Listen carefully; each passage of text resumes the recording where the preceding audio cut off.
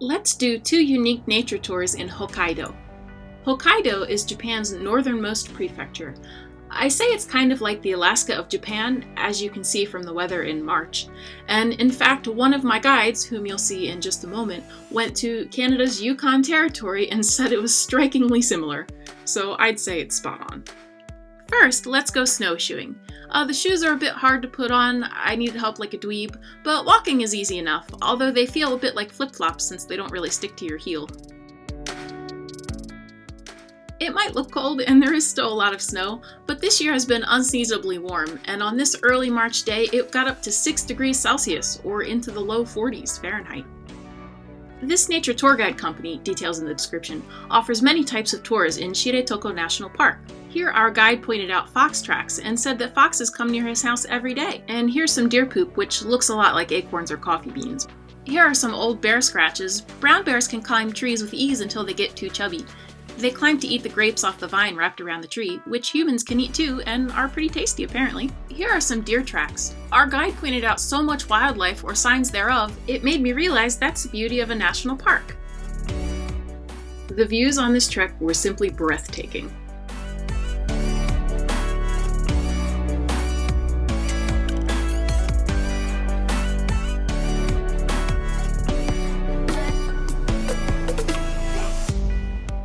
And the guide frequently offers to take your photos, so you don't have to feel weird about it.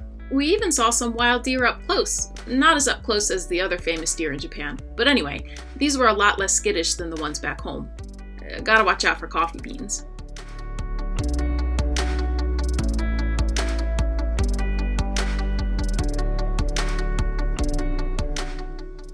Coming out of the forest to see the mountain range, it was a really powerful sight. I'd have loved to see it on a clear day.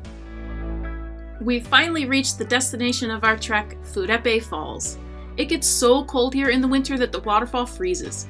It forms really magnificent shapes in such a nice shade of light blue. By the way, Furepe is not a Japanese word. It comes from the Hokkaido native people's language, called Ainu. As I said, it's warm today. Here are more deer. So snowshoeing might seem like an old-fashioned Tweety Bird fantasy, but it's fairly common in Japan. Many ski resort or winter getaway areas offer snowshoeing tours, and it always seems so exciting. I'm glad I finally got to try it, and I'd recommend it for anyone who wants a low-impact winter activity. But wait, let's listen. Did you hear it? Let's try again. Aww.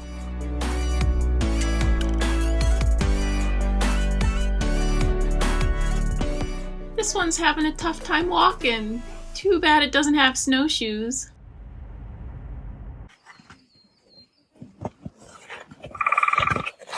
Okay, time for a lunch break in between tours, not included. Yum, so fresh. Now that we had some food and rest, let's go walking on the frozen ocean. After putting on a wetsuit that made me feel like a mix between a penguin and an orca, we walked out to the ocean. Yes, that's where we're headed, believe it or not, although just watching it flow is pretty cool too.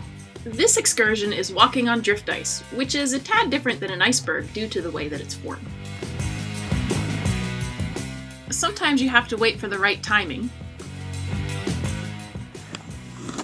Whoa. Whoa. Oh.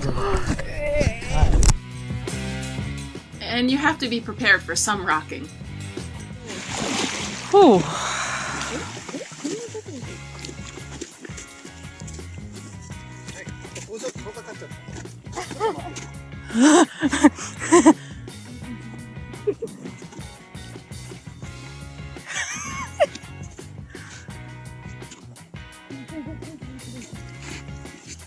Oh, 助かります。Whoa.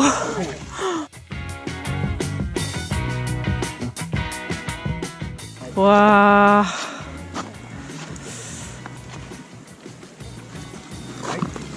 Whoa.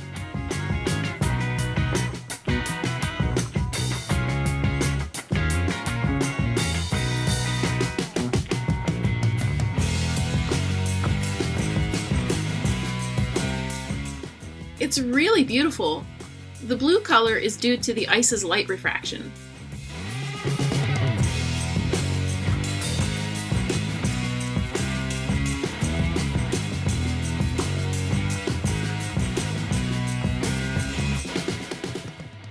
Sometimes I would wave my arms to propel my iceberg, but I don't think it actually did anything.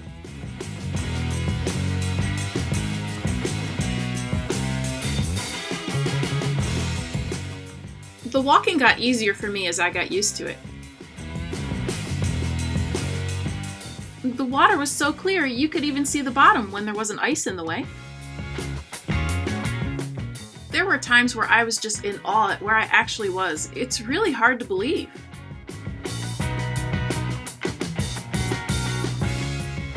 There were holes every once in a while from previous adventurers falling through.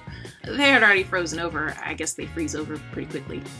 The guide makes sure to tell you that if you do fall through, put your arms out so you don't fall through all the way.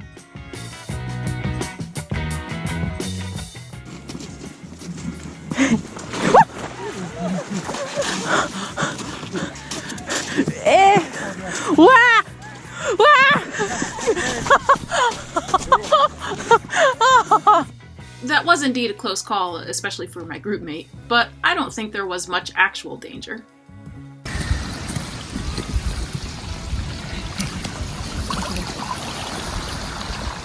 Oh, it's really far. Wait a minute.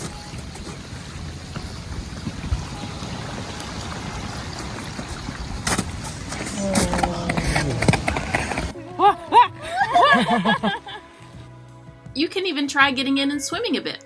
It was a bit awkward and chilly, but it was easy to float and felt pretty cool once I got settled.